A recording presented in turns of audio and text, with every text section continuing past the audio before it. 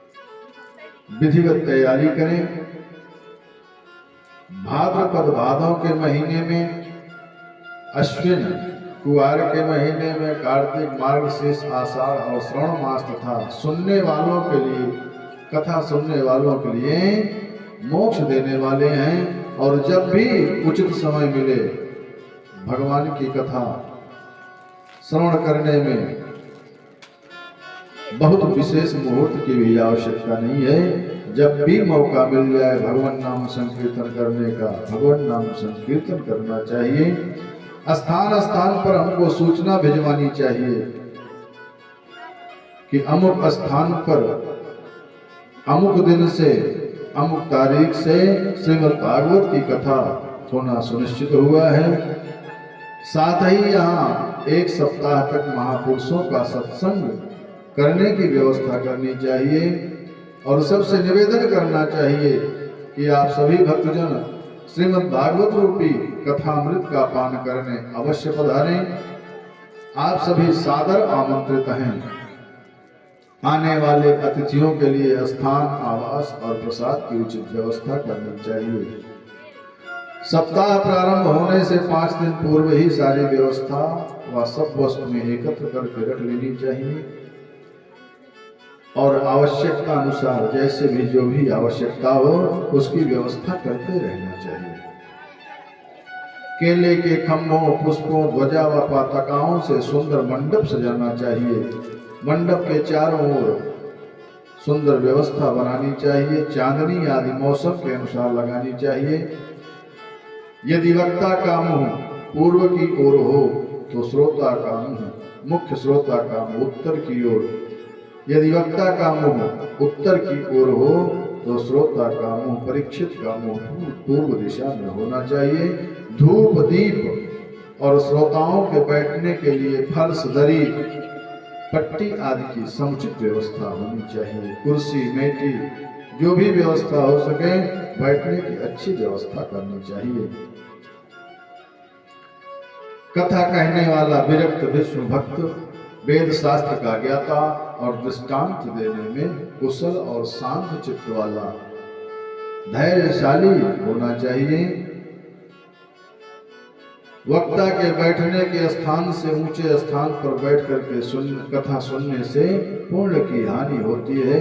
वक्ता से ऊंचे स्थान पर नहीं बैठना चाहिए।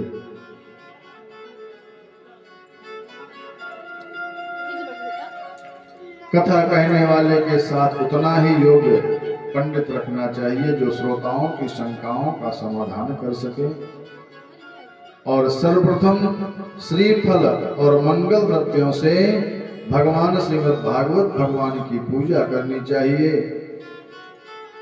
और जो भी हो सके ब्राह्मणों का भी मान सम्मान करना चाहिए, ब्राह्मणों का भी पूजन करना चाहिए। कथा में दोपहर को विश्राम देना चाहिए। वक्ता और श्रोता दोनों को अल्पाहार आवश्यक है। आकंठ भोजन या आकंठ फलाहार नहीं करना चाहिए, अल्पाहार होना चाहिए। श्रोता को उपवास करके कथा श्रवण में व्यवधान आए तो एक समय भोजन भी कर लेना चाहिए। यदि श्रोता बिना दीक्षा लिए हुए है तो उसे दीक्षा भी अवश्य लेनी चाहिए। कथा वक्ता और श्रोता को ब्रह्मचर्य का पालन करना चाहिए। और जो भी नियम संयम हो सके नियम संयम का पालन करना चाहिए। निस्वार्थ भाव से सेवा करना भागवत धर्म है। भगवान का भजन निस्वार्थ भाव से करना चाहिए। कथा स्थल पर चौका लगाना, झाड़ू लगाना, जल सेवा करना, दरी फर्श बिछाना, श्रोताओं के बिठाने की समुचित व्यवस्था करना, यही भागवत धर्म है। पैसा तय करके श्रीमद् भागवत की कथा नहीं करना चाहिए। यह भागवत धर्म नहीं है। मूल्य निश्चित करके कार्य करना भागवत धर्म नहीं है। अब श्री सूत जी श्रीमद् भागवत की व्याख्या बताते हैं। भाके कहे ते भाग खुल जात भक्तन के, गा के कहते गुमान मिट जात हैं, और आके कहते वर्ण होत विष्णु भक्तन में, और ताके कहते सिंधु तर जात हैं। भागवत की व्याख्या करते हैं। भागवत शब्द की व्याख्या सूत जी कर रहे हैं। भा से भक्ति, गा से ज्ञान, वा से वैराग्य और ता से त्याग। जिसके हृदय में भक्ति, ज्ञान, वैराग्य और त्याग सब उत्पन्न है, समझो भागवत भगवान की कृपा उसी पर है। जब प्राणी के मन में भक्ति का उदय होगा तभी ज्ञान प्राप्त होगा, और ज्ञान होने से ही वैराग्य होगा, और वैराग्य होने पर ही प्राणी त्याग करने में सक्षम हो सकता है।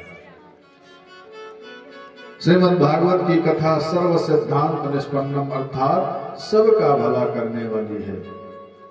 अब सनकादिक मुनि कहते हैं नारद जी से कि हे नारद जी, श्रीमद् भागवत की कथा श्रवण से आपने जिनके लिए प्रयास किया था, ज्ञान और वैराग्य के लिए जो आपने प्रयास किया था, उन ज्ञान वैराग्य का कष्ट दूर हो गया है। अब आप निश्चिंत हो जाइए, आपका मनोरथ पूर्ण हुआ। नारद जी बड़े ही प्रसन्न हुए और प्रसन्न होकर के भगवान नाम संकीर्तन करने लगे, और सनकादिक मुनियों से कहते हैं कि हे मुनियों, आज मुझे सारे पापों को दूर करने वाली श्री नारायण की प्राप्ति हो गई है। और इसी समय वहां पर्यटन करते हुए, घूमते फिरते हुए श्री योगेश्वर सुखदेव जी का आगमन हुआ। बोलिए सुखदेव जी भगवान की जय हो। जब सुखदेव जी का आगमन हुआ तो सभी ऋषि मुनि उठ करके उनका स्वागत किया, सुखदेव जी को आसन दिया, और आसन पर बैठ करके श्री सुखदेव जी कहते हैं कि भागवत में राग द्वेष रहित सत्पुरुषों के छल कपट रहित निष्काम परम धर्म का निरूपण किया गया है, और यह पुराण सब पुराणों में मुकुटमणि है।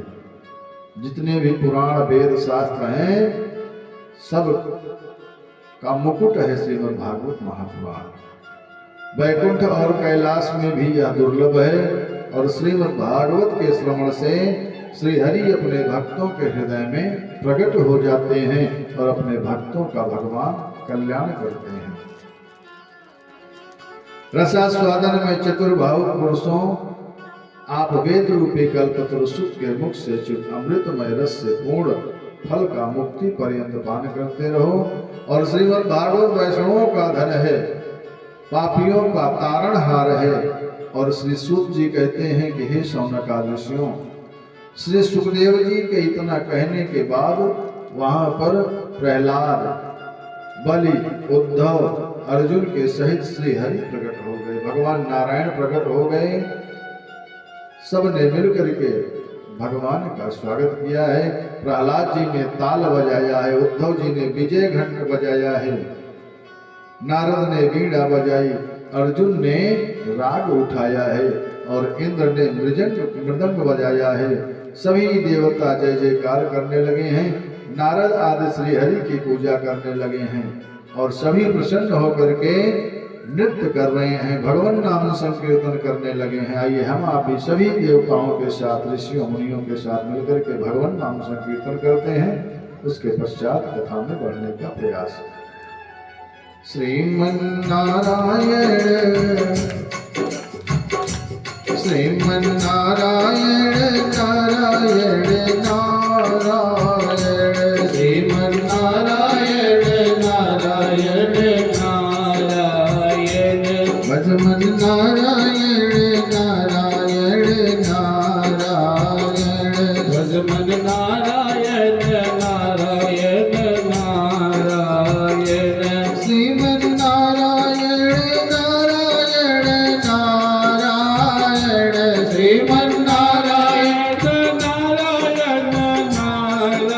नारायण भजमन नारायण नारायण नारायण भजमन नारायण नारायण नारायण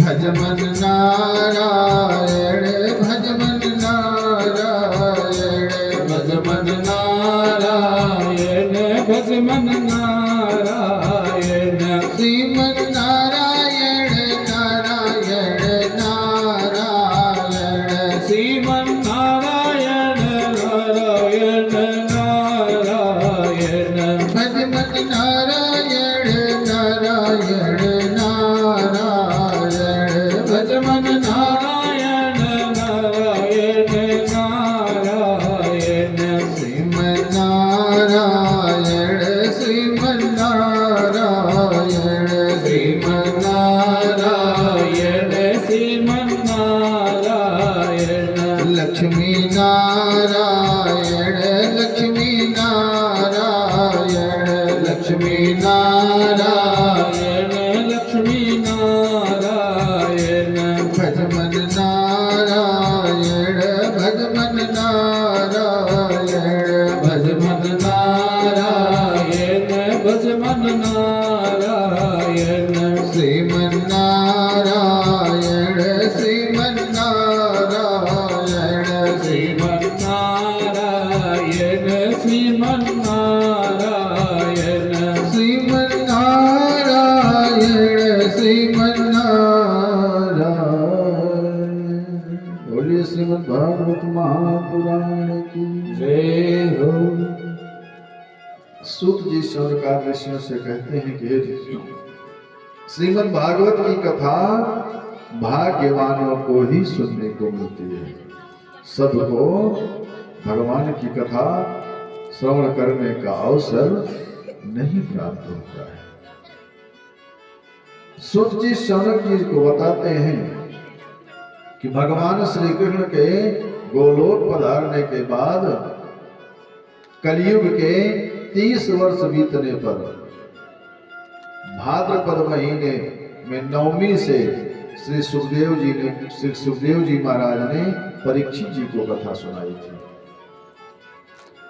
और उससे 200 वर्ष और बीतने पर शुद्ध आषाढ़ मास में श्री गोकर्ण जी ने धुंधकारी को कथा सुनाई थी और उसके बाद कलयुग के 30 वर्ष और बीतने पर कार्तिक महीने के शुक्ल पक्ष में शनकादि मुनियों ने नारद जी को कथा सुनाई थी। कलयुग में भागवत की कथा भव रोग नाशक, मुक्तिदायक, पाप नाशक और भक्ति को बढ़ाने वाली कथा है और इस कथा के श्रवण मात्र से सभी पापियों के संपूर्ण पाप नष्ट हो जाते हैं।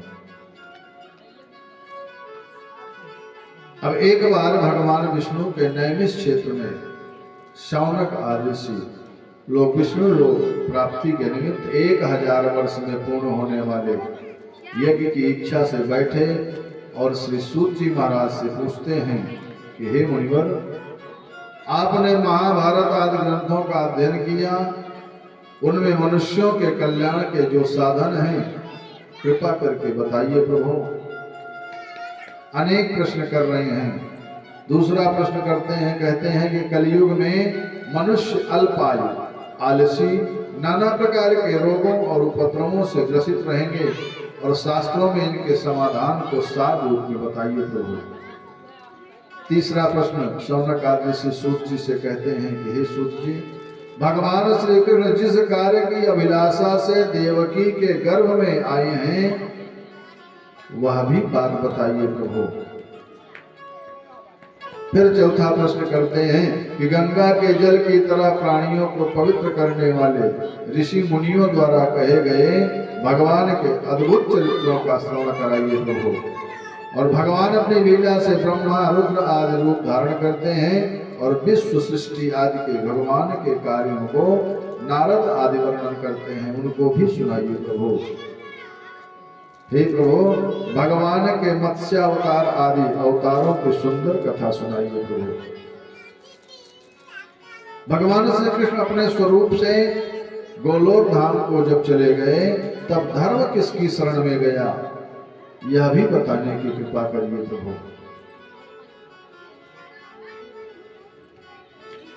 अब शौनक आदि ब्राह्मणों के ऐसे प्रश्नों से सूत जी अति प्रसन्न हुए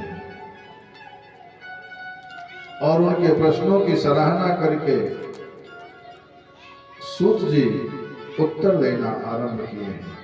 सूतवाच, सूत जी कहते हैं कि कर्मों से शून्य सब कुछ छोड़ छाड़ करके बिना यज्ञोपवीत धारण किए आश्रम से जंगल की तरफ जा रहे हैं। कौन? सुखदेव जी।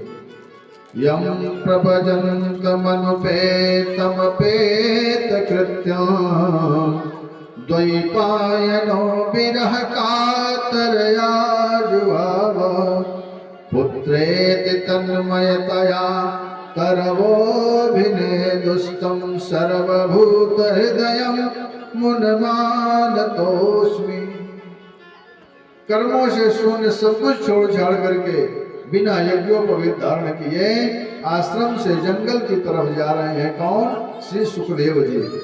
श्री सुखदेव जी को विरह कातर से श्री व्यास जी हे पुत्र कह करके पुकारने लगे हैं और सुखदेव जी के पीछे पीछे व्यास जी जा रहे हैं। तब स्वयं उत्तर न दे करके वृक्षों से उत्तर दिलवाया है।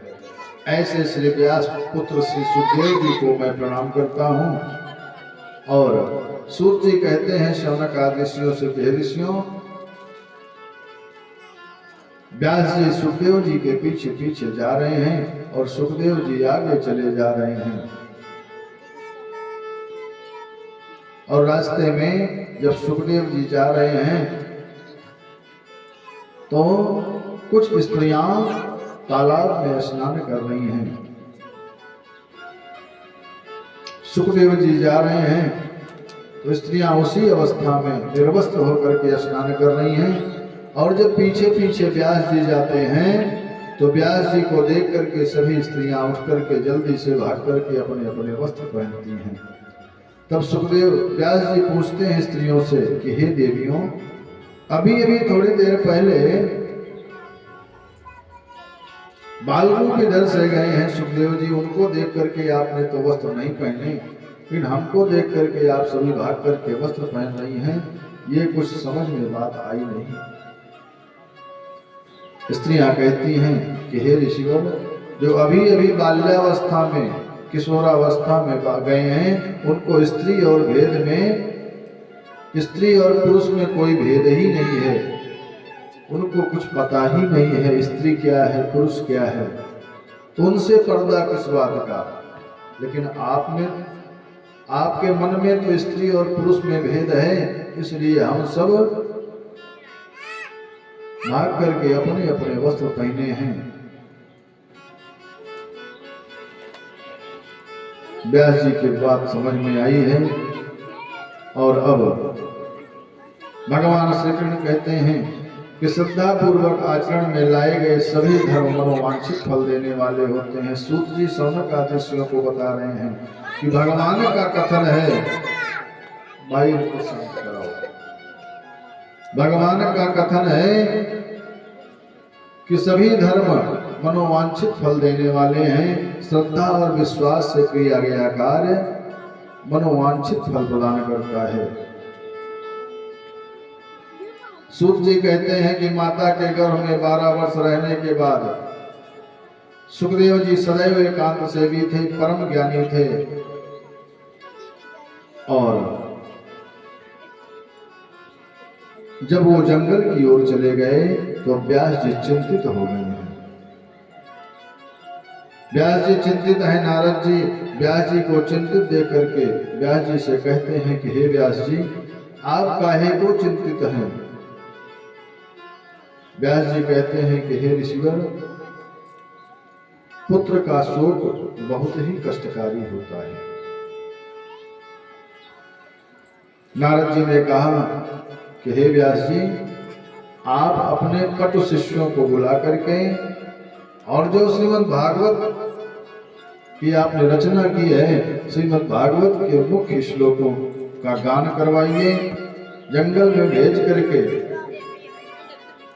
भगवान के नामों का गुणगान करवाइए। सुखदेव जी आपके पास वापस आ जाएंगे। नारद जी के कहने पर व्यास जी ने अपने मुख्य शिष्यों को बुलाया है और श्रीमद् भागवत के मुख्य श्लोकों को गान करने के लिए जंगल में भेजा है। शिष्यगण गए हैं और भगवान के सुंदर गुणानुवाद की चर्चा श्लोक के माध्यम से करते हैं। वरहापीठम नटवर बपुः कर्णयो कर्णिकार बिभ्रदवासः कनक कपिश वैजयन्ती च माला रन्ध्रानवेणोर्धर सुधया पूरयन् गोपवृन्दै वृन्दारण्यं स्वपदरमणं प्राविशद गीत कीर्तिः। इस श्लोक में भगवान श्री कृष्ण की अनोखी झांकी का वर्णन है और भगवान के अनोखे झांकी का वर्णन सुनकर के सुखदेव जी कहते हैं, मन में विचार कर रहे हैं कि जिसकी ऐसी अलौकिक छवि है उसके कार्य भी अद्भुत होंगे। पहले श्लोक को सुनकर के सुखदेव जी मन में विचार कर ही रहे हैं, इतने में व्यास जी के शिष्य दूसरे भी श्लोक का गान करने लगे। अहोवकीयं स्तन कालकूट जिधांसया पाय ददप्यसाधवे लेभे गतिं धातृचितां ततोऽन्य कमवा दयालो शरणं व्रजेम। इन श्लोकों में भगवान श्री कृष्ण ने पूतना जो स्तनों में अपने स्तनों में कालकूट विष लगा करके भगवान को मारने आई है, लेकिन भगवान जो अपने को मारने आई है उसको भी माता की गति प्रदान करके पूतना को भी मुक्ति प्रदान की है। अब भगवान की यह महिमा सुनकर के सुखदेव जी बड़े प्रसन्न हुए हैं। दोनों श्लोकों को सुनकर के सुखदेव जी व्यास जी के शिष्यों के पास आकर के पूछते हैं कि भैया ये अति सुंदर श्लोक आपको कहां से प्राप्त हुए हैं? इन श्लोकों को हमें भी चाहिए, मुझे बहुत अच्छे लगे हैं।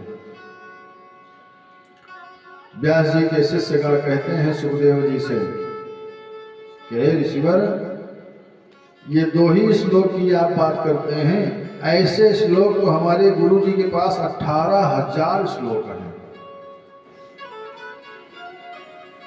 भगवान से संबंधित ऐसे हमारे गुरुदेव भगवान के पास 18,000 श्लोक हैं। इस प्रकार श्री सुखदेव जी शिष्यों के साथ व्यास जी के पास आते हैं और जब सुखदेव जी व्यास जी के पास आते हैं तो व्यास जी उन्हें बड़ा स्नेह करते हैं।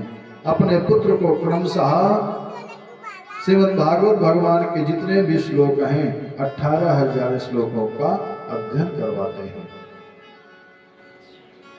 अब शौनक आदि ऋषि सूत जी से पूछते हैं कि हे सूत जी, परमहंस श्री सुखदेव जी महाराज जो देखने में पागलों की तरह दिखाई देते थे, राजर्षि परीक्षित जो भक्तों में श्रेष्ठ हैं, उनके पास किस प्रकार गए हैं? भाई जो देखने में पागल जैसा लग रहा है उसके पास इतना बड़ा राजा कैसे पहुंच गया? और उन्होंने राजा परीक्षित को कथा कैसे सुनाई? महाराज परीक्षित ने इतनी सरलता से राज्य लक्ष्मी का त्याग कैसे कर दिया? इतने बड़े राजा राज्य लक्ष्मी का त्याग कैसे कर दिए? शौनक आदि ऋषियों के प्रश्न पूछने पर सूत जी कहते हैं कि हे ऋषियों, आपने बड़ा सुंदर ही प्रश्न किया है। त्रेता की समाप्ति और द्वापर के आरंभ में भगवान के कला रूप पराशर मुनि के वीर से सत्यवती के उदर से व्यास जी का प्राकट्य हुआ था। अब एक दिन नित्य क्रिया करके सरस्वती नदी के किनारे व्यास जी बैठे हुए थे और वहीं पर बद्रिकाश्रम में उन्होंने सोच विचार करके भूत भविष्य के ज्ञाता ने अल्पायु और भाग्यहीनों के आलस्य को देखते हुए वर्ण और आश्रमों के हित के लिए कि यज्ञ बराबर होते रहें उनका विच्छेदन न हो, इसलिए वेद की 4 शाखाएं कर डाली।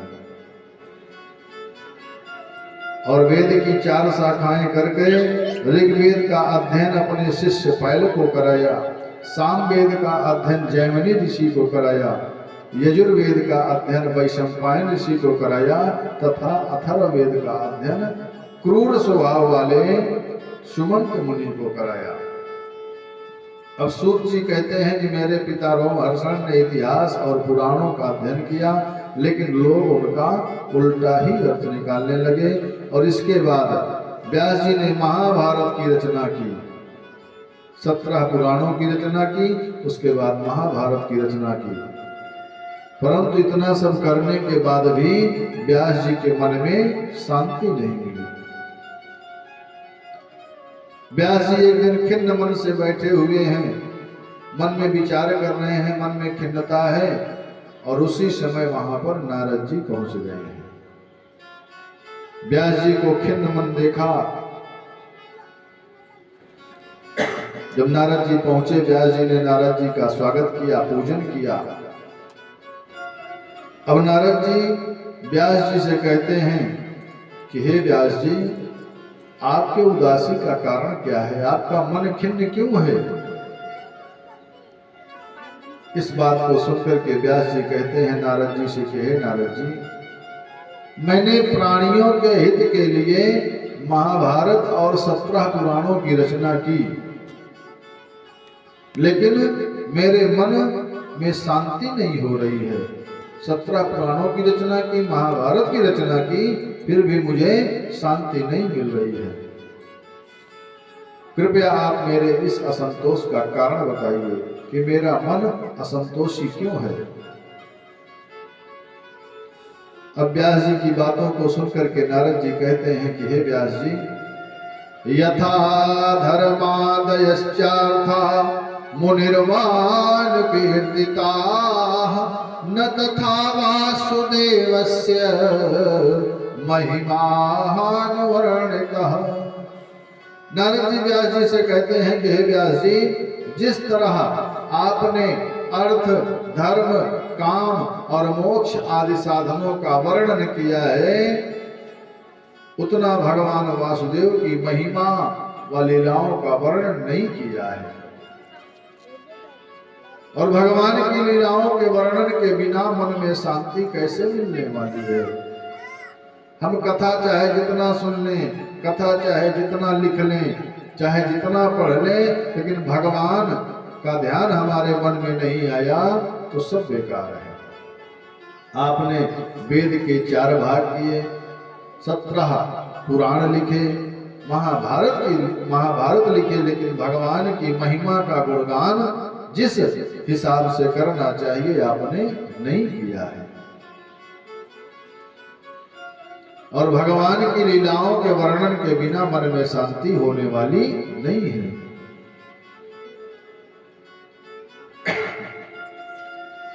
मन को शांति प्रदान करने का केवल और केवल एक ही उपाय है कि भगवान की लीलाओं का गुणगान, भगवान के नाम का संकीर्तन।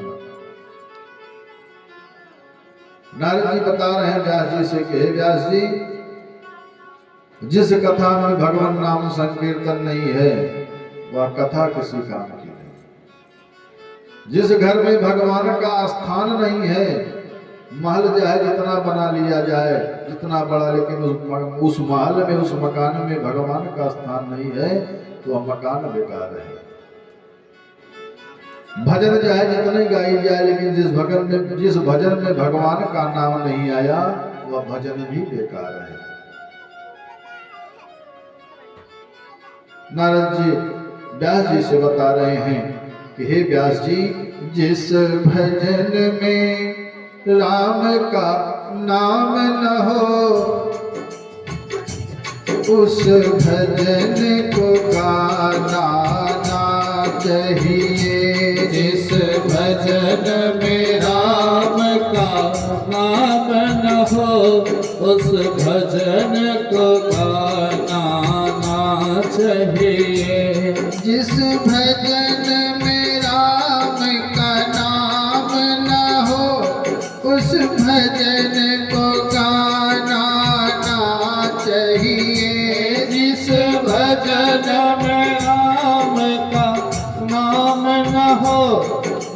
भजन को गाना ना चाहिए। चाहे कितना ही बेटा प्यारा हो उसे सिर पे चढ़ाना ना चाहिए। चाहे कितना ही बेटा प्यारा हो उसे सिर पे चढ़ाना ना चाहिए। चाहे बेटी कितनी प्यारी हो उसे कहीं घुमाना ना चाहिए। चाहे बेटी कितनी प्यारी हो उसे कहीं घुमाना ना चाहिए। जिस भजन में राम का नाम न हो उस भजन को गाना ना चाहिए। जिस भजन में राम का नाम न हो उस भजन को गाना ना चाहिए।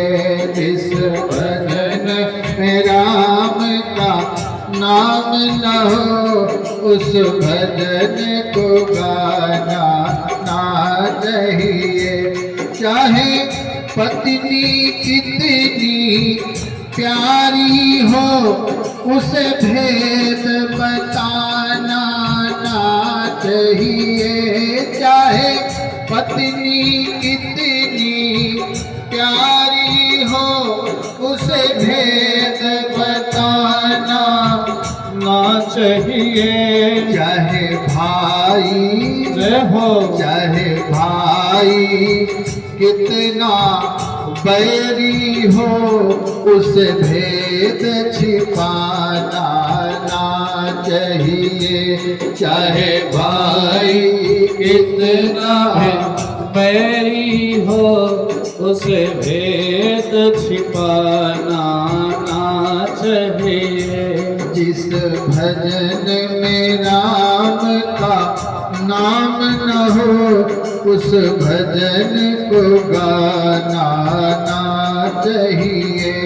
इस भजन में राम का नाम न हो उस भजन को गाना ना चाहिए। जिस माँ ने हमको जन्म दिया दिल उसका दुखाना ना चाहिए। जिस माँ ने हमको जन्म दिया दिल उसका दुखाना ना चाहिए। जिस पिता ने हो जिस पिता ने हमको पाला है उसे कभी सताना ना चाहिए। जिस पिता ने हमको पाला है उसे कभी सताना ना चाहिए। जिस भजन में राम का नाम न हो उस भजन को गाना ना चाहिए। जिस भजन में राम का नाम न हो उस भजन को गाना ना चाहिए। चाहे कितनी अमीरी आ जाए अभिमान जताना ना चाहिए। चाहे कितनी अमीरी आ जाए अभिमान जताना ना चाहिए। चाहे कितनी गरीबी आ जाए ईमान डिगाना ना चाहिए। चाहे जितनी गरीबी आ जाए ईमान डिगाना ना चाहिए। जिस भजन में राम का नाम न हो उस भजन को गाना ना चाहिए। जिस भजन में राम का नाम न हो उस भजन को गाना ना चाहिए। श्री राम जय राम जय जय राम, श्री राम जय राम जय जय राम, श्री राम जय राम जय जय राम, श्री राम जय राम जय जय राम। श्री श्याम जय श्याम जय जय श्याम, श्री श्याम जय श्याम जय जय श्याम, श्री श्याम जय श्याम जय जय श्याम, श्री श्याम जय श्याम जय जय श्याम। श्री राधे श्री राधे, श्री राधे श्री राधे, श्री राधे श्री राधे, श्री राधे श्री राधे, श्री राधे श्री राधे। बोले श्रीमद् भागवत महापुराण की जय हो। अब नारद जी व्यास जी से कहते हैं कि हे व्यास जी, आप भगवान की श्री कृष्ण की लीला कथाओं का वर्णन कीजिए, तभी मन को शांति मिलेगी। उसके पहले आपको शांति मिलने वाली नहीं है। भगवान के नामों के विषय में मैं आपको अपने बारे में बतलाता हूँ। नारद जी अपने पूर्व जन्म की कथा व्यास जी को बताते हैं। नारद जी कहते हैं व्यास जी से कि हे व्यास जी, अहम पुरातीत भवे भवम मुने दास्यास्तु कस्याश्चन वेदवादिना। नारद जी व्यास जी से कहते हैं कि हे व्यास जी, आप हमारे पूर्व जन्म की कथा सुनो। पूर्व जन्म में मैं वेदवादी ब्राह्मणों की दासी के पेट से पैदा हुआ था। वहीं पर जब मैं बालक था तब मेरी मैया ने चातुर्मास करने ऋषियों की खूब सेवा की। चातुर्मास करने ऋषि आए और मेरी मैया ने मुनियों की खूब सेवा की और मुझे भी उनकी सेवा में लगा दिया। वो ज्ञानी विरक्त संत मेरी चंचलता को देख करके मुझसे बड़ा प्रेम करने लगे, स्नेह करने लगे। मैं उन ऋषियों संतों के झूठे भोजन को पाता था और दिन में एक बार ही ऋषियों के झूठे भोजन को पाया करता था और वहीं भगवान की कथा कीर्तन को सुनता रहता था। भगवान की कथा कीर्तन सुनकर के मेरी बुद्धि निर्मल हो गई और मेरी बुद्धि निर्मल होकर के भगवत भक्ति में जम गई और उसी के प्रभाव से मैं तत्व ज्ञानी हो गया। नारद जी व्यास जी से अपने पूर्व जन्म की कथा बता रहे हैं। नारद जी कहते हैं कि मैं तत्व ज्ञानी हो गया, ऋषियों के जूठम प्रसाद को पाते हुए भगवान नाम संकीर्तन करते हुए और भगवान के यश का गुणानुवाद करता हुआ सर्वत्र और स्वच्छंद विचरण करता हूँ। उन्हीं भगवान के संकीर्तन नाम संकीर्तन का प्रभाव है जो आज मैं स्वच्छंद विचरण कर रहा हूँ। अब व्यास जी कहते हैं कि हे नारद जी, आपने अपनी आयु का शेष भाग कैसे व्यतीत किया, कृपया बताएं। नारद जी व्यास जी से कहते हैं कि हे व्यास जी, चातुर्मास व्यतीत होने पर जब संत ऋषि अपने अपने स्थान को चले गए तो मैं इकलौता होने के कारण, अपनी मैया का अकेला पुत्र होने के कारण मैया के प्रेम में बंधा रहा। मैं अपने मैया के साथ ही रहता था क्योंकि मेरी माँ मुझसे अधिक प्रेम करती थी। ऋषियों के जाने के बाद एक दिन एकदा निर्गतां गेहा दुह्यन्ते निसगां पथि सर्पोदस्तपदा स्पृष्टः कृपणां कालचोदितः। जब संत अपने अपने स्थान पर चले गए, मैं अपनी मैया के साथ रहता था। तो एक दिन मेरी मैया रात में गाय धोने के लिए गई।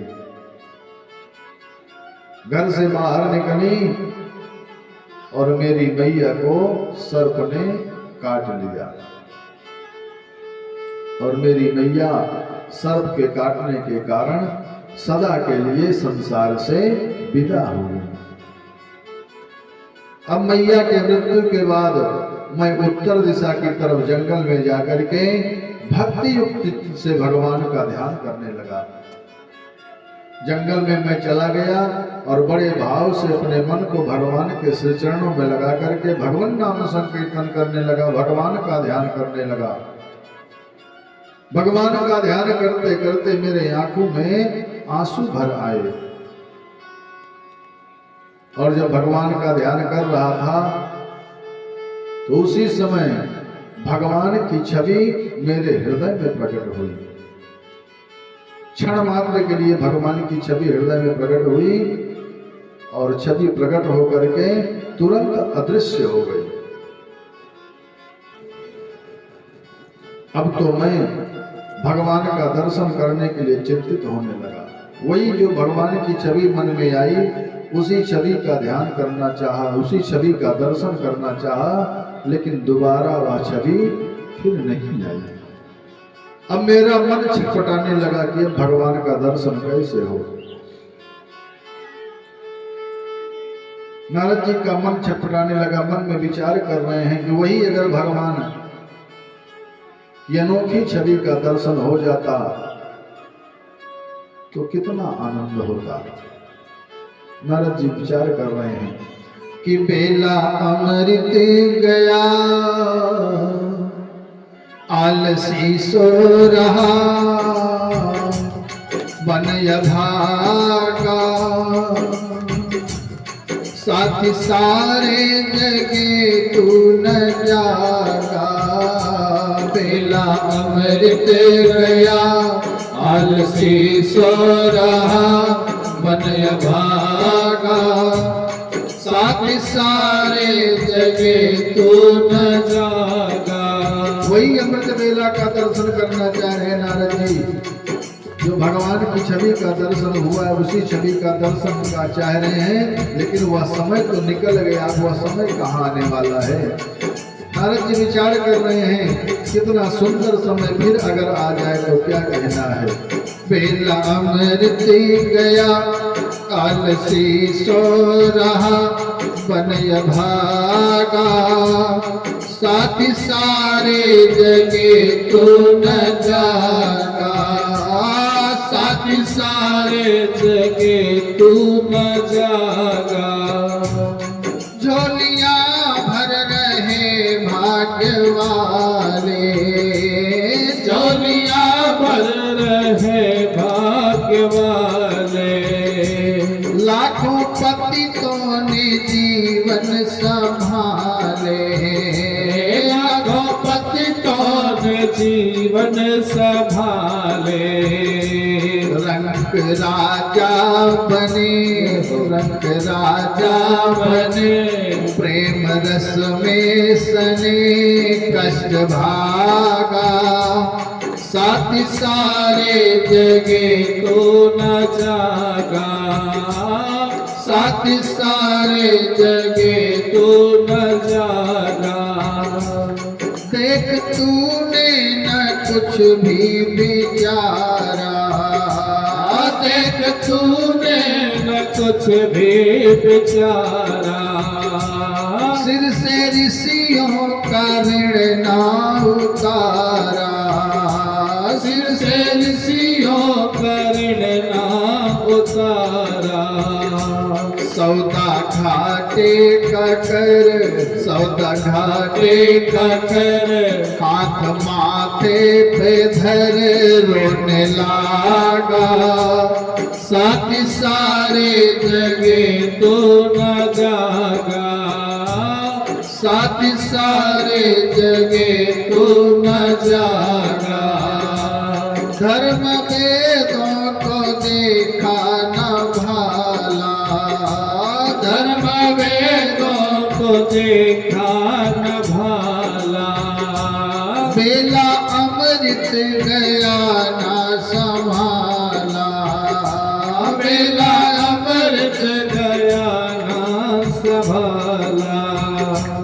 हो गई उल्टी मती करके अपनी क्षति विष में पागा, साथ सारे जगे तो न जागा, साथ सारे जगे तो न जागा, बेला अमृत गया आलसी सो रहा ने भागा, साथ सारे जगे तो न जागा। अब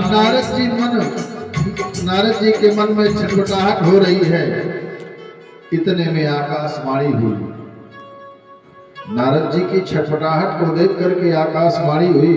आकाशवाणी ने कहा कि हे नारद जी, आपको जो क्षणिक दर्शन हुआ है मेरा,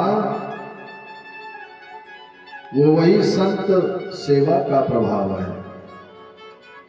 जो आपने संतों की सेवा की थी, उसी संत सेवा का फल है जो आपको क्षणिक दर्शन हुआ। हे नारद जी, कुछ समय बाद आप इस शरीर को त्याग दोगे, परंतु मेरी स्मृति आपको बनी रहेगी। प्रलय काल के बाद पुनः आपका जन्म होगा। तुम जन्म लेकर के मेरा सानिध्य प्राप्त करोगे और तत्पश्चात मैं सुदामा नाम पर्वत पर जाकर के, नारद जी ने व्यास जी से कहा कि हे व्यास जी, भगवान की इस आकाशवाणी को सुनकर के मैं सुदामा नाम पर्वत पर जाकर के भगवान के गुणगानों को गाता हुआ वहीं पर अपनी मृत्यु की प्रतीक्षा करने लगा। समय बीता, मृत्यु के बाद भगवान का मैं पार्षद बना। प्रलय का समय आने पर मैं ब्रह्मा जी के पेट में चला गया। पुनः सृष्टि होने पर मैं अन्य मरीच आदि ऋषियों के साथ ब्रह्मा जी की गोद से पैदा हुआ और तभी से मैं भगवान के गुणगान करता हुआ बिना रोक टोक के तीनों लोकों में विचरण करता रहता हूँ। इच्छा मात्र से भगवान के दर्शन हो जाते हैं। ऐसा कहते कहते नारद जी विह्वल होकर के भगवान की स्तुति करने लगे। नमो भगवते तुभ्यं वासुदेवाय धीमहि प्रद्युम्नाय निरुद्धाय नमः शंकरषणाय च।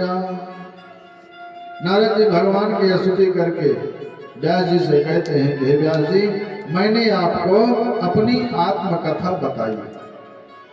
भगवान के नामों का गायन ही संसार सागर से पार होने की एकमात्र नौका है, दूसरी नौका और कोई नहीं है। ऐसे कह करके नारद जी बीड़ा बजाते हुए व्यास जी के पास से चले जाते हैं। श्रीमन्नारायण नारायण नारायण, श्रीमन्नारायण नारायण नारायण, श्रीमन्नारायण नारायण नारायण, श्रीमन्नारायण नारायण नारायण, श्रीमन्नारायण नारायण नारायण, श्रीमन्नारायण नारायण नारायण, भजमन नारायण नारायण नारायण, भजमन नारायण नारायण नारायण। नारद जी व्यास जी के पास जाते हुए बताते हैं कि हे व्यास जी, कलयुग में केवल भगवान नाम ही आधार है, उसके अलावा कुछ भी नहीं है। कलयुग केवल नाम आधारा, सुमेरे सुमेरे नर उतरे पारा। नारद जी कहते हैं व्यास जी से कि हे व्यास जी, केवल और केवल भगवान नाम संकीर्तन ही सभी का उद्धार करने वाला है। इसके पश्चात बदरी वन में व्यास जी ने एकाग्रचित होकर के आचमन करके नारद जी के उपदेशानुसार भक्ति योग का अवलोकन किया और इसके बाद में श्रीमद् भागवत की रचना की, जिसमें 18,000 श्लोक हैं, 12 स्कंद हैं और यह कथा, यह पुराण शोक मोह आदि को दूर करके भक्ति उत्पन्न कर देती है। फिर व्यास जी ने इसे सुखदेव जी को पढ़ाया। अब शौनक आदि ऋषि कहते हैं कि हे प्रभु, सूत जी से कहते हैं शौनक आदि ऋषि कि हे प्रभु, सुखदेव जी तो परमहंस वृत्ति के संपूर्ण पदार्थों में उपेक्षा भाव रखने वाले थे, फिर उन्होंने इस पुराण का अध्ययन क्यों किया? सूत जी शौनक आदि ऋषियों से कहते हैं कि हे ऋषियों, जिनके हृदय की क्रोध और अहंकार की ग्रंथियां टूट चुकी हों और सदा आत्म स्वरूप में रमण करते रहते हैं, ऐसे अनेकों ऋषि व मुनि भगवान की भक्ति बिना स्वार्थ के लिए ही करते रहते, भगवान की भक्ति बिना स्वार्थ के ही करते रहते हैं। अब सूत जी ऋषियों, शौनक आदि ऋषियों से कहते हैं कि हे ऋषियों, अब मैं आपको राजर्षि परीक्षित के जन्म, कर्म और मुक्ति के विषय में कहूंगा, जिससे भगवान श्री कृष्ण की मधुर लीलाओं का अवलोकन स्वतः ही हो जाएगा। सूत जी शौनक आदि ऋषियों को बता रहे हैं कि हे ऋषियों, जब कौरवों और पांडवों के युद्ध महाभारत की समाप्ति पर दुर्योधन की जंगा भीम की गदा प्रहार से टूट गई और वह संग्राम भूमि में दुर्योधन पड़ा ही था, तब दुर्योधन का मित्र अश्वत्थामा ने यह सोचा, मन में विचार किया अश्वत्थामा ने, और जाकर के दुर्योधन से कहा कि हे मित्र, अभी मैं जीवित हूं, मैं तुम्हारे दुश्मनों का संहार कर दूंगा। दुर्योधन बड़ा प्रसन्न हुआ। अश्वत्थामा गया है पांडवों के शिविर में पांडवों का वध करने के लिए, और उधर भगवान को पता हो गया। सभी पांडव प्रसन्न हैं। भगवान ने पांडवों को विजय उत्सव मनाने के लिए शिविर से कहीं बाहर लेकर के चले गए और अश्वत्थामा पांडवों को मारने के विचार से शिविर में पहुंचा है। उसी शिविर में पांडवों के 5 पुत्र जो हैं, जो कि युधिष्ठिर, अर्जुन, भीम, नकुल, सहदेव, बिल्कुल सबके मुखारे के ही हैं, उसी तरह सबका मुंह है। सभी विश्राम कर रहे हैं, सो रहे हैं। अश्वत्थामा पांडवों को समझ करके पांडव पुत्रों को एक साथ मार दिया है और सबको मार करके सिर को काट करके दुर्योधन के सामने ला करके रख दिया कि हे मित्र, मैंने तुम्हारे दुश्मनों का अंत कर दिया है। दुर्योधन बहुत प्रसन्न हुआ। अश्वत्थामा से कहा कि हे मित्र, तुम ही मेरे परम मित्र हो, तुम ही ने मेरा संपूर्ण कार्य किया है, आज मैं तुमसे बहुत प्रसन्न हूँ। दुर्योधन बहुत प्रसन्न हुआ और अश्वत्थामा से कहा, हे मित्र, मेरे परम दुश्मन, मेरे सबसे बड़े दुश्मन भीम का सिर मुझे ला करके दो। अश्वत्थामा ने भीम के सिर को समझ करके भीम के पुत्र के सिर को ला करके दुर्योधन को दिया है और दुर्योधन क्रोध में भीम को समझ करके उसके सिर को जैसे ही दबाया है, बिल्कुल रुई के फाहे की तरह उस बालक का सिर पिचक गया। दुर्योधन समझ गया कि ये भीम का सिर नहीं है और बड़ा ही कुंठित हुआ, उसकी आत्मा रोने लगी और अश्वत्थामा से कहा कि हे मित्र, ये तूने क्या कर दिया? तूने पांडवों के बालकों का सिर काट करके ला दिया। और इसी बात से दुर्योधन के हृदय में बड़ी पीड़ा हुई। दुर्योधन ने कहा, रे अश्वत्थामा, आज तूने यह क्या कर दिया? अब तो मेरे कुल को पानी दीपक देने वाला भी कोई नहीं रहेगा।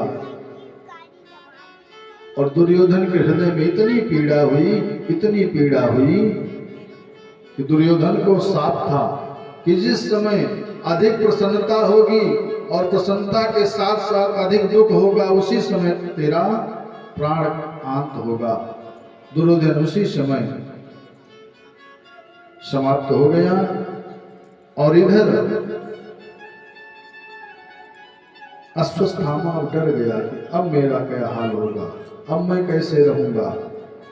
और उधर पुत्र शोक से व्याकुल द्रौपदी के विलाप को देख करके युधिष्ठिर, अर्जुन, भीम सब वहां पहुंचते हैं।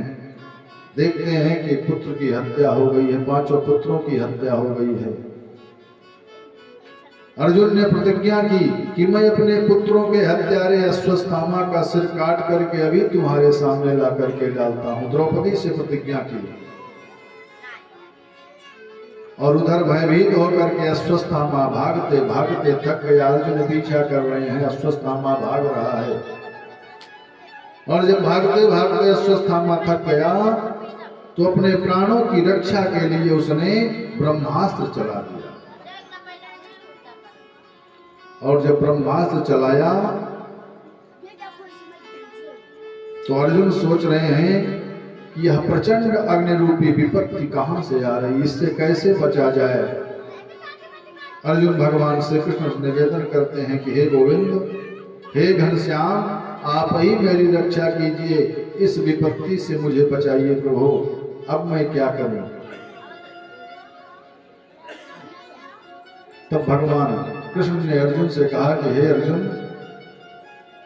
वेदेथं द्रोणपुत्रस्य ब्रह्मास्त्रं प्रतिदर्शनम्, वेदेथं द्रोणपुत्रस्य ब्रह्मास्त्रं प्रतिष्ठितं, नैवासौ वेद संहारं प्राणबाध उपस्थित।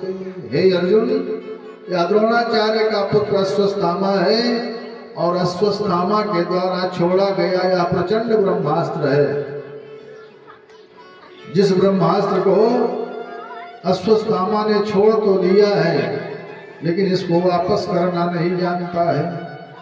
हे अर्जुन, वह अपनी प्राण बाधा के कारण ब्रह्मास्त्र छोड़ दिया है और इस ब्रह्मास्त्र को लौटाना केवल तुम ही जानते हो।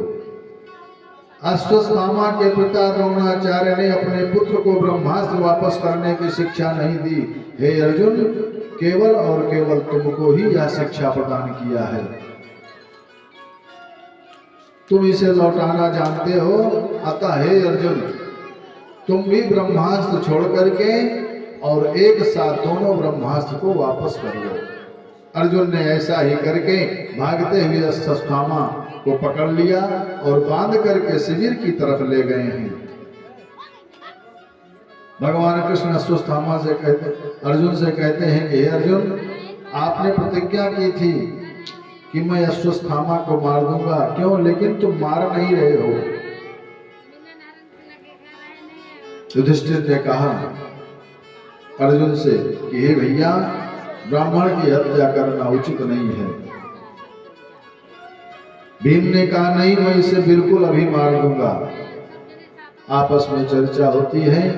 फिर भगवान ने इशारा किया अर्जुन से कि हे अर्जुन, ब्राह्मण को प्राण से नहीं मारना चाहिए, उसकी जीव हत्या नहीं करनी चाहिए। ब्राह्मण की हत्या तो सिर्फ ब्राह्मण का अपमान कर दिया जाए तो ब्राह्मण को समझो उसकी हत्या हो गई। हे अर्जुन, इसके शिखा को काट दो, इसके सिर का मुंडन कर दो और इसकी मणि छीन लो। भगवान के कहने पर अर्जुन ने अश्वत्थामा की मणि छीन लिया और उसका मुंडन करके अपमानित करके छोड़ दिया। भगवान के अभिप्राय को समझ करके मस्तक से मणि निकाल करके और बाल काट करके शिविर से अश्वत्थामा को निकाल दिया। अब तो अश्वत्थामा वहां से गया, लेकिन अपनी इस अधिक अपमान को सहन नहीं कर पाया और अपमानित अपने को समझ करके उसे ध्यान आया कि अर्जुन के पुत्र अभिमन्यु की पत्नी उत्तरा के गर्भ में पांडवों का वंश अभी जीवित है। अश्वत्थामा उत्तरा के गर्भ में प्रवेश किया है और गर्भ को मारने का प्रयास करता है। इतने में उत्तरा भागती हुई भगवान कृष्ण के पास आती है। भगवान कृष्ण के पास रोती बिलखती उत्तरा पहुंचती है और कहती है, पाहि पाहि महायोगिन देव देव जगतपते नान्यं त्वद्भयं पश्येत् यत्र मृत्युः परस्परम्।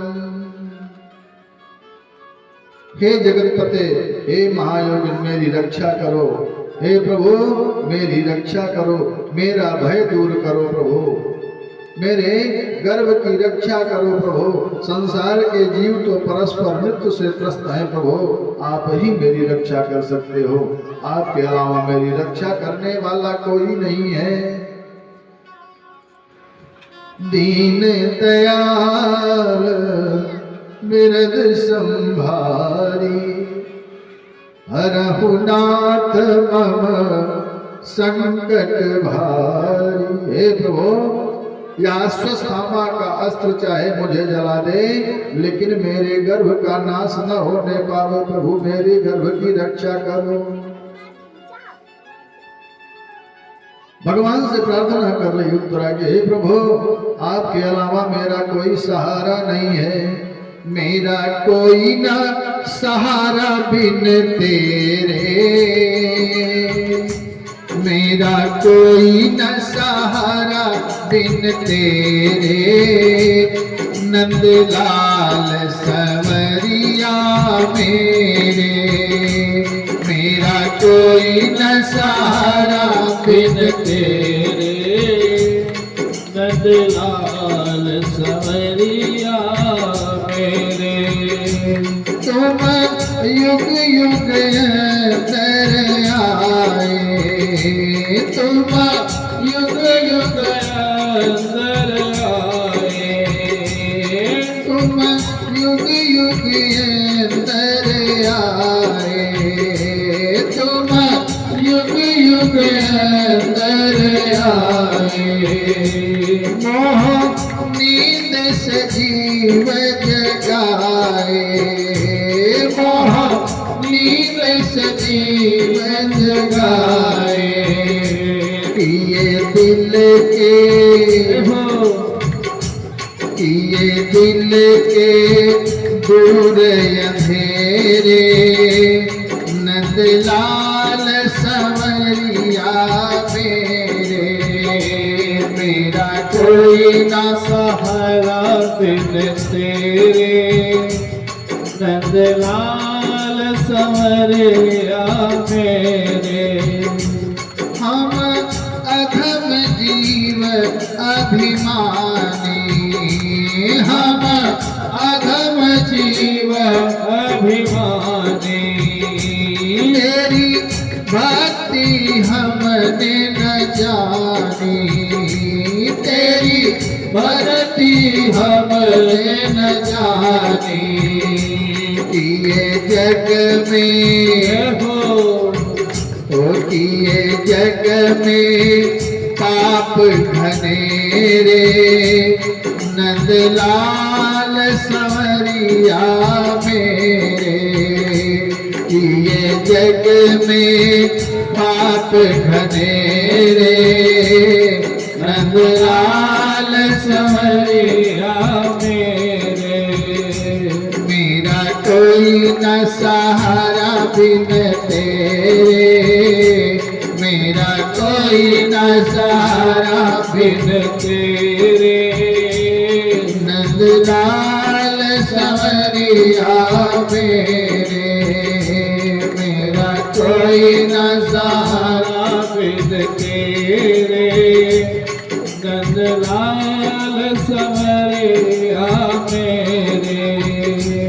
मैं तुम्हें छोड़ कर जाऊं कहाँ, मैं तुम्हें छोड़ कर जाऊं कहाँ, प्रभु तुम बिन मेरा कौन यहाँ, प्रभु तुम बिन मेरा कौन यहाँ। मेरे तुम ही हो मेरे तुम ही शाम सवेरे, मेरे तुम ही शाम सवेरे, नंदलाल संवरिया मेरे, मेरे तुम ही शाम सवेरे, नंदलाल संवरिया मेरे। मेरा कोई न सहारा बिन तेरे, मेरा कोई न सहारा बिन तेरे, नंदलाल संवरिया मेरे, नंदलाल संवरिया मेरे। मेरी टोले भंवर में नैया, मेरी टोले भंवर में नैया, स्वामी बन जाओ आप खेवैया, स्वामी बन जाओ आप खेवैया। मैं तो आन पड़ा दर तेरे, मैं तो द्वार पड़ा दर तेरे, नंदलाल संवरिया मेरे, नंदलाल संवरिया मेरे। मेरा कोई न सहारा बिन तेरे, नंदलाल संवरिया मेरे, नंदलाल संवरिया मेरे। बोलिए कृष्ण कन्हैया लाल की जय हो, बोलिए श्रीमद् भागवत महापुराण की जय हो। मेरे कन्हैया उत्तरा के ऐसे विह्वल वचनों को सुनकर के अब भगवान जान गए कि पृथ्वी को पांडव वंश विहीन करने के लिए पुनः ब्रह्मास्त्र का संधान किया गया है। सभी ब्रह्मास्त्र से भयभीत हुए भगवान ने अपने चक्र से पांडवों की रक्षा की तथा पांडवों की संतति की भी रक्षा की और पांडवों की संतति की रक्षा के लिए अपनी योग माया से उत्तरा के गर्भ में भगवान प्रवेश कर गए और उत्तरा के गर्भ में प्रवेश करके भगवान ने उत्तरा के गर्भ की रक्षा की। और भगवान क्यों न रक्षा करें, क्योंकि भगवान ने पांडवों को वचन दिया है, विश्वास दिलाया है। इसी कारण से भगवान उत्तरा आदि को सुरक्षित करके पुनः द्वारिका जाने के लिए रथ में बैठे ही थे कि कुंती मैया उनके पास आकर के कहने लगी कि हे श्याम सुंदर, आप आयु में मुझसे छोटे हो, संबंधी भी हो, ऐसा मैंने आज तक समझा है। आज तक मैंने आपको छोटा समझा, अपना संबंधी समझा, परंतु आपकी अद्भुत लीलाओं और विलक्षण कार्यों को देख करके ऐसा प्रतीत होता है कि आपका पृथ्वी के भार को हल्का करने के लिए आपका अवतार हुआ है।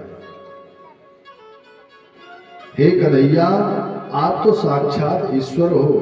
बड़े बड़े ऋषि मुनि आपकी स्वरूप महिमा को नहीं जान पाए, तो हे कन्हैया, हम आपको कैसे समझ सकते हैं। मैं तो अल्प बुद्धि हूं और कहीं अल्प बुद्धि भगवान की महिमा को समझ सकता है क्या। हे कन्हैया, मैं आपको बारंबार प्रणाम करती हूँ। कुंती भगवान को बारंबार प्रणाम कर रही हैं। कृष्णाय वासुदेवाय देवकी नंदनाय च नंद गोप कुमाराय गोविंदाय नमो नमः। नमः पंकजनाभाय नमः पंकजमालिने नमः पंकजनेत्राय नमस्ते पंकजाग्रे। हे प्रभु, कुंती मैया भगवान से कहती है कि हे प्रभु, आप तो सारे संसार के भूषण हो, आप सारे संसार के पालक हो प्रभु। नक्षत्र भूषणं चंद्रः नारीणाभूषणं पतिः सर्वस्य भूषणं जगत्पति। कुंती कहती है कि हे प्रभु, आप तो पूरे संसार के भूषण हो, हम आपको बारंबार प्रणाम करती हूँ प्रभु। भगवान कहते हैं कुंती से कि हे बुआ जी, मैं जो भी हूँ बाद में हूँ, लेकिन पहले भक्त का दास हूँ। अहम भक्त पराधीनो हो यह स्वतंत्र युद्ध। मैं जो कुछ हूँ सब बाद में हूँ, पहले मैं भक्त का दास हूँ। युधिष्ठिर जी भगवान को कुछ और दिनों तक रोकना चाहते हैं। अब सूत जी कहते हैं सौनक आदि ऋषियों से कि हे ऋषियों, युधिष्ठिर महाराज ने राज्य तो प्राप्त कर लिया, परंतु मन अशांत है। सोच रहे हैं कि इस महाभारत के युद्ध में 18 अक्षौणी सेना मारी गई। एक अक्षौणी सेना की गिनती बताई जा रही है। एक अक्षौणी सेना में 21,870 रथ और 21,870 हाथी, 1,09,350 सैनिक और 65,610 घोड़े एक अक्षौणी सेना में हैं और 18 अक्षौणी सेना महाभारत युद्ध में मारी गई है। इसी चिंता में युधिष्ठिर जी हैं। इस कष्ट से व्यथित महाराज युधिष्ठिर और पांडव श्री कृष्ण के साथ भीष्म पितामह के पास पहुंचे हैं और भीष्म पितामह के पास उपदेश राजनीति की शिक्षा लेने के लिए पहुंचते हैं। द्रौपदी भी साथ में गई हैं। सबने पितामह को प्रणाम किया। भीष्म पितामह ने भी मनसा वाचा से भगवान श्री कृष्ण की वंदना की और अंतिम इच्छा प्रकट की। भगवान से कहा भीष्म ने कि हे भगवान, जब तक मैं प्राण नहीं त्याग दूं तब तक मुझे आप अपनी कृपा दृष्टि से देखते रहो। आप मेरे सामने ऐसे ही दर्शन मुझे देते रहो। भीष्म पितामह ने युधिष्ठिर को धार्मिक राजनैतिक उपदेश दिए। द्रौपदी के सारे खींचने वाला प्रकरण चला। जब उपदेश दे रहे हैं भीष्म पितामह जी खूब युधिष्ठिर जी को, तब द्रौपदी जी ने कहा कि हे पितामह, आज तो आप बड़ा बढ़िया उपदेश दे रहे हो, इतना बढ़िया उपदेश दे रहे हो। उस समय आपका उपदेश कहाँ गया था जब मेरी साड़ी खींची जा रही थी? आप भी उसी सभा में थे, आपका ज्ञान कहाँ चला गया था? तब भीष्म पितामह द्रौपदी से क्षमा याचना करते हुए कहते हैं कि हे बहू, हे बेटी, उस समय मैं कुधान्य भक्षण कर रहा था। कुधान्य का प्रभाव था कि मेरी बुद्धि भ्रमित हो गई थी, मेरी बुद्धि हर ली गई थी। और तब द्रौपदी जी कहती हैं उस समय कुधान्य का प्रभाव था, तो आज कैसे आपको सद्बुद्धि आ गई? तब पितामह कहते हैं कि बेटी, आज अर्जुन के द्वारा जो ये शरीर अर्जुन के बाणों से छलनी हुआ है, कुधान्य का प्रभाव, कुधान्य का जो रक्त था सब रक्त निकल गया है, इसलिए सद्बुद्धि आ गई है बेटी। आपस में अनेक प्रकार की बातचीत होती है। पितामह युधिष्ठिर जी को राजनैतिक उपदेश देते हैं, ज्ञान देते हैं, और अंत में पितामह भगवान से कहते हैं, हे प्रभु, मेरे अंत समय तक आप मेरे सामने खड़े रहो, क्योंकि अंत समय में ही अगर भगवान का दर्शन हो जाए, भगवान के नाम का स्मरण हो जाए, तो समझो जीवन की नैया पार है प्रभु, अन्यथा कुछ भी नहीं है। और पितामह भगवान सामने खड़े हैं और अपने जिह्वा पर भगवान का स्मरण, भगवान का नाम ले रहे हैं। और पितामह कहते हैं कि हरि बोल मेरी रसना, हरि हरि, हरि बोल मेरी रसना, हरि हरि, हरि हरि, हरि हरि, हरि हरि, हरि हरि, हरि बोल मेरी रसना, हरि हरि, हरि बोल मेरी रसना, हरि हरि, हरि बोल मेरी रसना, हरि हरि, हरि बोल मेरी रसना, हरि हरि, हरि हरि, हरि हरि, हरि हरि हरि, हरि बोल मेरी रसना, हरि हरि, हरि बोल मेरी रसना, हरि हरि। रसना किसको कहा गया है? रसना इसी जिह्वा को कहा गया है। और पितामह अपनी जिह्वा से कह रहे हैं कि हे जिह्वा, भगवान हरि का ही नाम लेती रहो, इसके अलावा कुछ नहीं। हरि बोल मेरी रसना, हरि हरि, हरि बोल मेरी रसना, हरि हरि। व्यर्थ बिताती है क्यों जीवन, मुखमंडल में पड़ी पड़ी, व्यर्थ बिताते है क्यों जीवन, मुखमंडल में पड़ी पड़ी। हरि बोल मेरी रसना, हरि हरि, हरि बोल मेरी रसना, हरि हरि। नित्य निकाल गोविंद नाम की, नित्य निकाल गोविंद नाम की, श्वास श्वास पे लड़ी लड़ी। हरि बोल मेरी रसना, हरि हरि, हरि बोल मेरी रसना, हरि हरि। ओ जाग उठे तेरी धुन सुनी के, इस काया की कड़ी कड़ी। हरि बोल मेरी रसना, हरि हरि, हरि बोल मेरी रसना, हरि हरि। हरि बोल मेरी रसना, हरि हरि, हरि बोल मेरी रसना, हरि हरि। हरि बोल मेरी रसना, हरि हरि, हरि बोल मेरी रसना, हरि हरि। श्री राधे श्री राधे, राधे श्री राधे श्री राधे, श्री राधे श्री राधे, राधे श्री राधे श्री राधे।